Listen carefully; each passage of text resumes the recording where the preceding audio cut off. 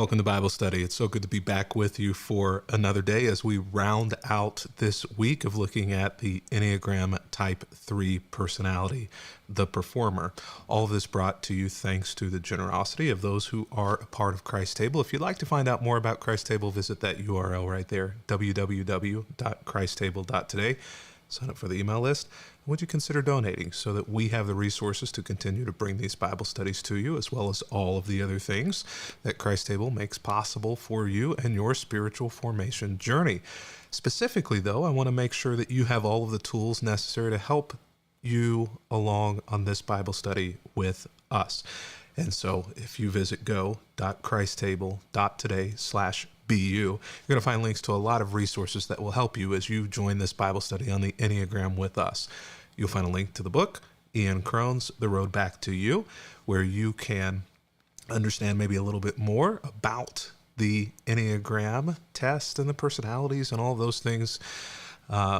This is a resource that kind of goes alongside of that book. You also will be able to download the entire schedule of all of the Bible readings and all of the studies that are a part of this each and every week. We still have a ways to go. We still have to look at personality type 4, 5, 6, and 7.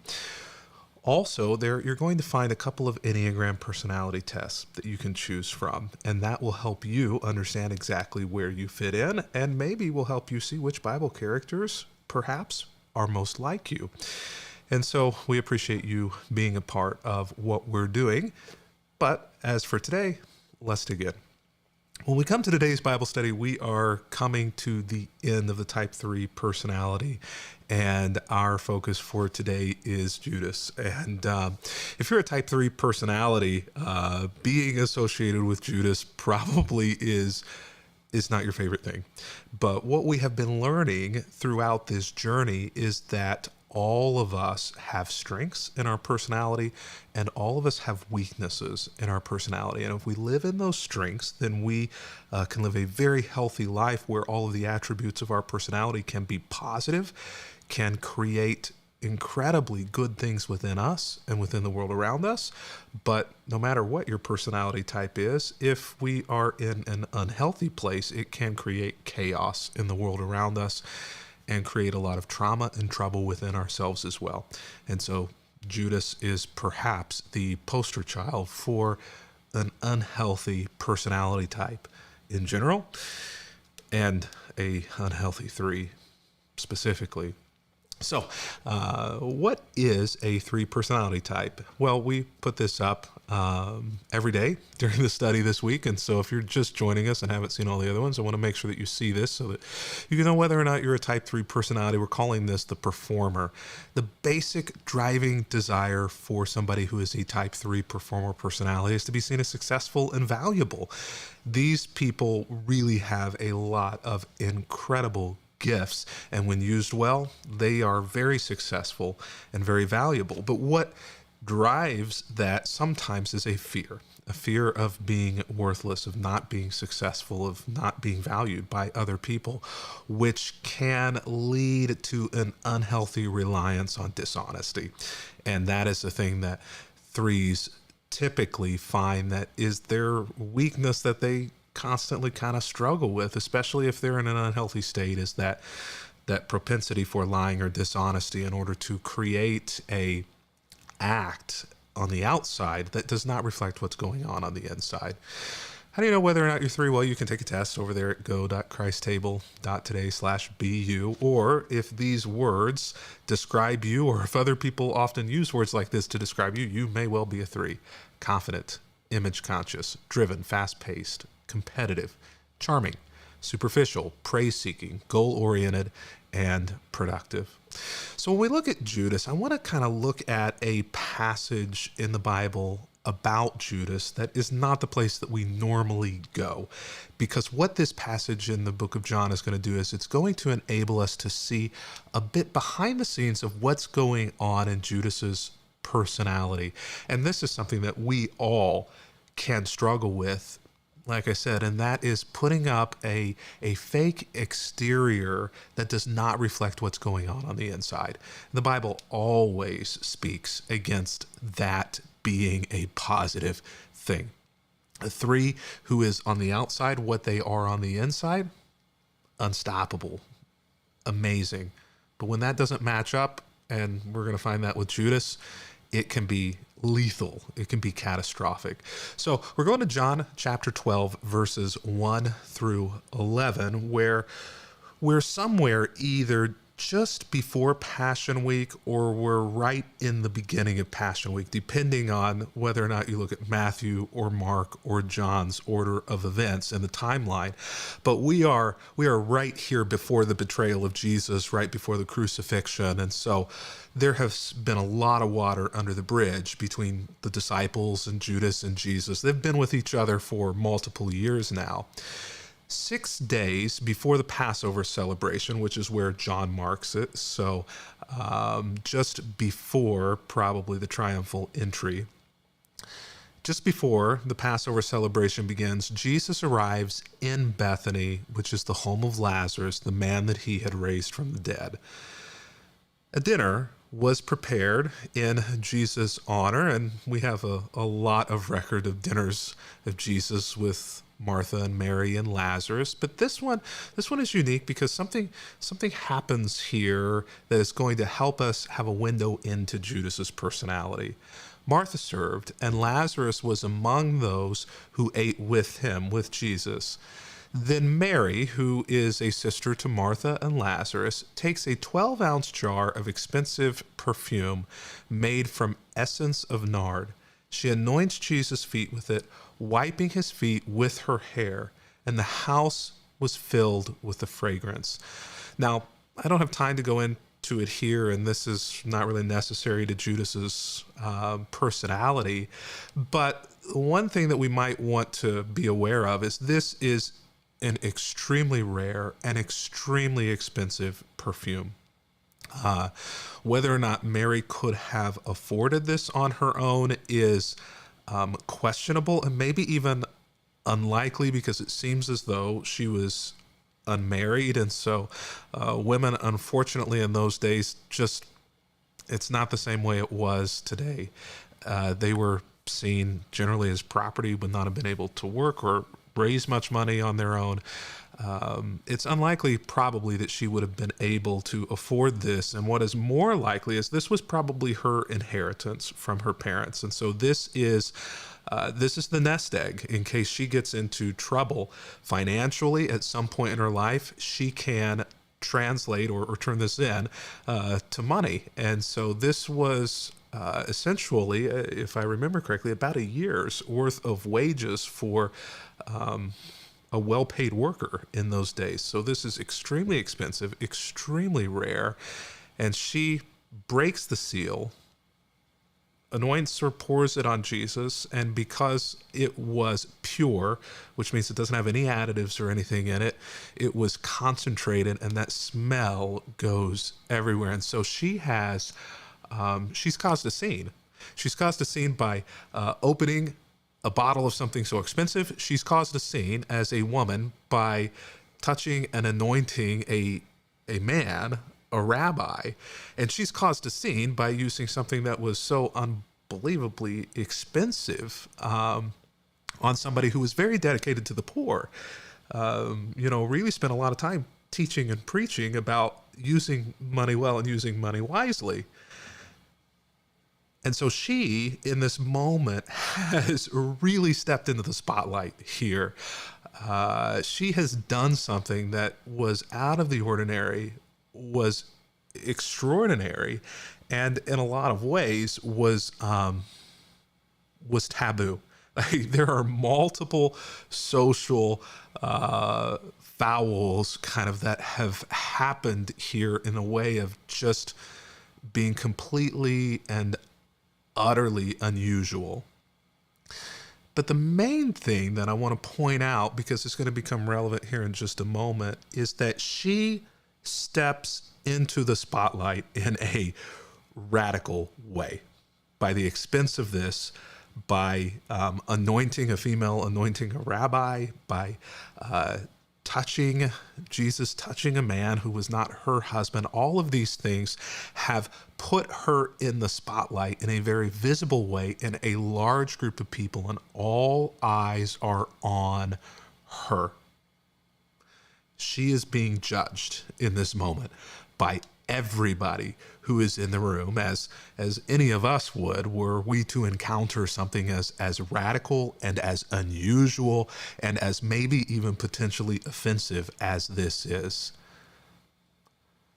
For those of us who like being in the limelight, who like being the center of attention, this is an important moment for us to recognize that it is okay for other people to be the center of attention. Sometimes in media and communications, they would say to us, there's no bad press. Even if you do something bad or say something negative, as long as it's getting picked up and broadcast widely, it's still to your advantage. The idea of that has been picked up a lot by politics now.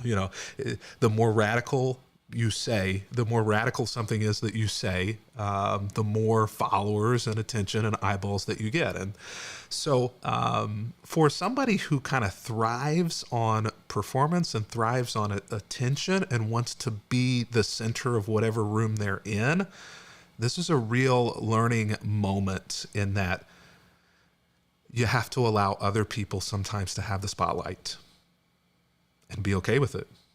And if you're not okay with that, then you may well be an unhealthy individual in general and an unhealthy three in particular. This is going to be important as we continue reading, because Judas seems to have enjoyed being in the spotlight in those moments, because verse 4 says, Judas Iscariot, the disciple who would soon betray him. And the book of John is always reminding us, every single time that Judas's name is mentioned, John reminds us that this is the Judas who is going to betray Jesus. This is the Judas who stabs Jesus in the back. And so apparently John was not Judas's fan, and it's understandable why. So Judas, the disciple who betrayed him, said that perfume was worth a year's wages. It should have been sold and the money given to the poor. Now, the reality is there were probably more people there than Judas who thought this. He probably was not alone. But Judas is the one who is, I guess, bold enough to say it in front of Jesus and in front of this woman who has done this exceedingly radical thing. Why would Judas say that? Why would he make her feel that way? Well, I think part of it is, as we've said, Judas probably enjoyed the spotlight, and her having done this puts her on a level of visibility that in Judas's mind means he's losing some of that. It's interesting, though, that he says it should have been sold and the money given to the poor. That Judas seems to point out that this money would have been better used for the poor. Now, that's kind of a valid argument, right? I mean, I think we have to stop here and say that, yeah, I mean, if this was worth this much, what value is there in essentially wasting this when it could have been used to feed individuals who are hungry, which is something that we know that Jesus was exceedingly passionate about. So Judas is in a sense really right here, and I think we have to kind of give credit for that to Judas.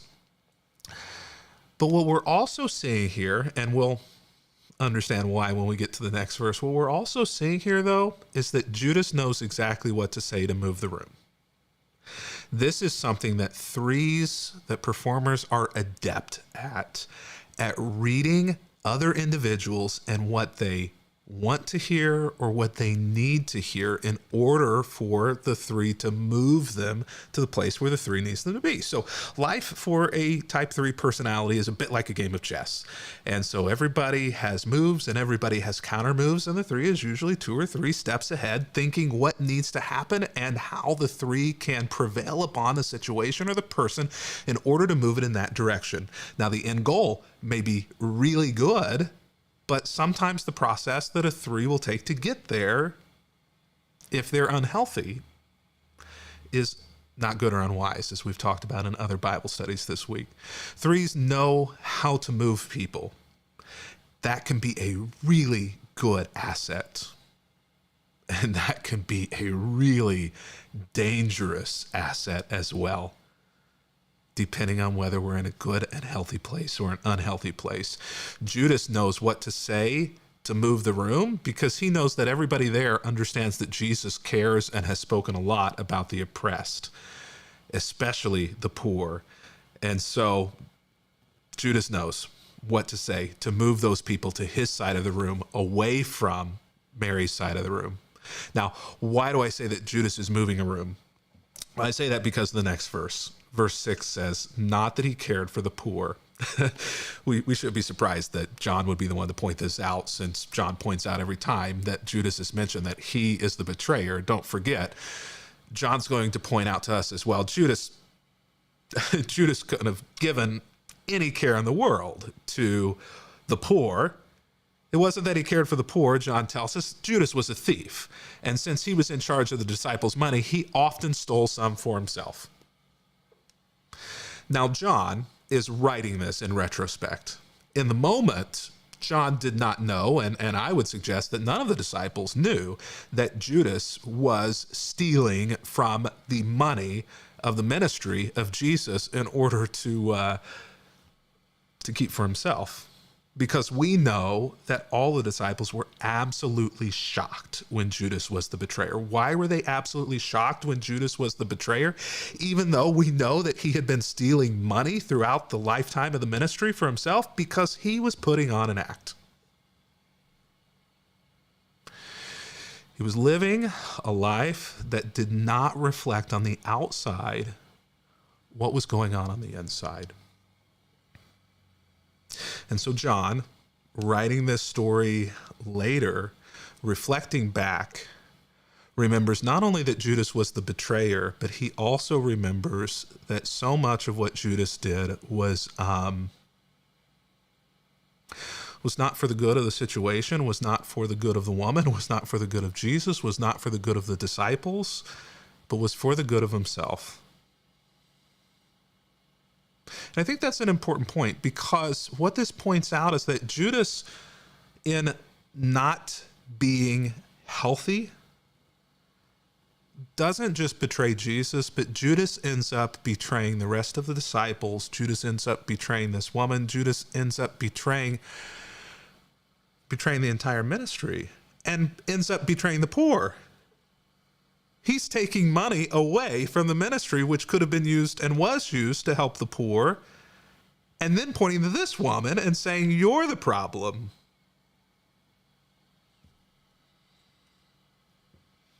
This is a danger. It's a danger for Judas, and it's a danger for us as well. You see, I've asked and been asked, and many ask, how could Judas have betrayed Jesus?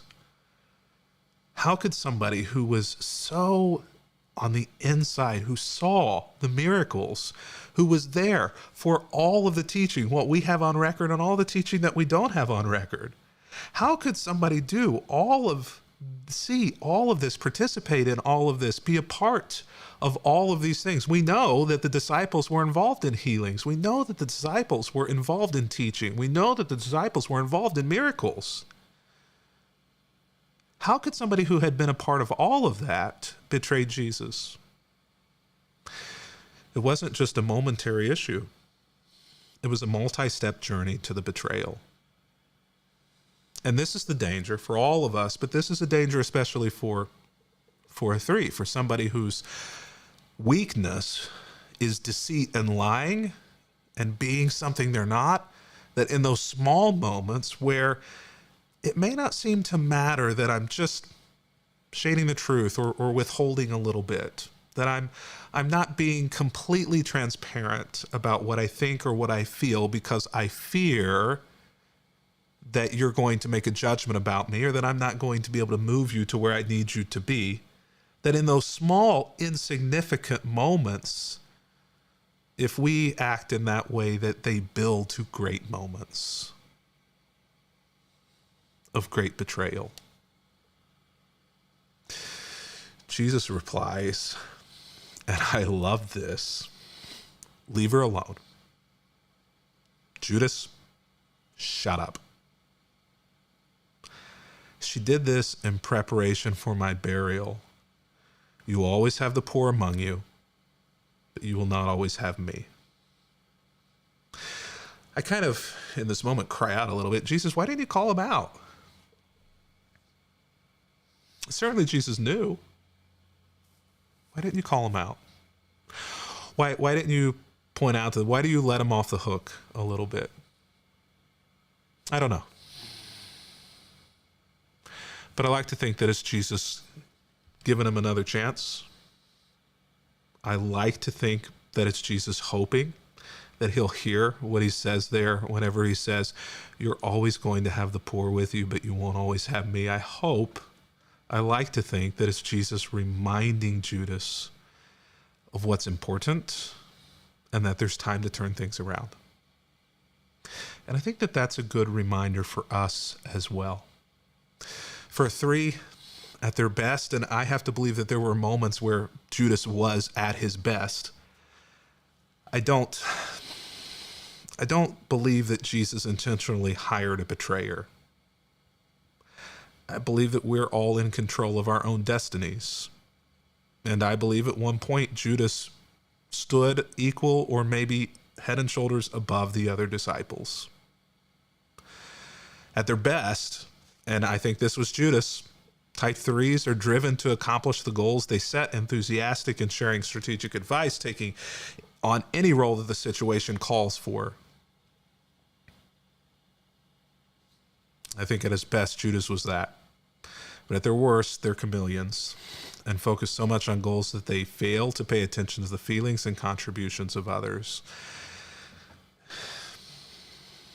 It doesn't take a type 3 to fall in that trap. That can be all of us. All of us can be chameleons. All of us can fall into the trap of not thinking of others, not taking into account the value of others as well. And so hopefully, if we've learned anything from this week, and if we learn anything from Judas, it will be the world does not revolve around us, nor should it. It's best if we just drop the mask and be who we are. Be who we were created to be. If we're trying to be somebody else, we're not living God's best. Well, until next week, happy reading.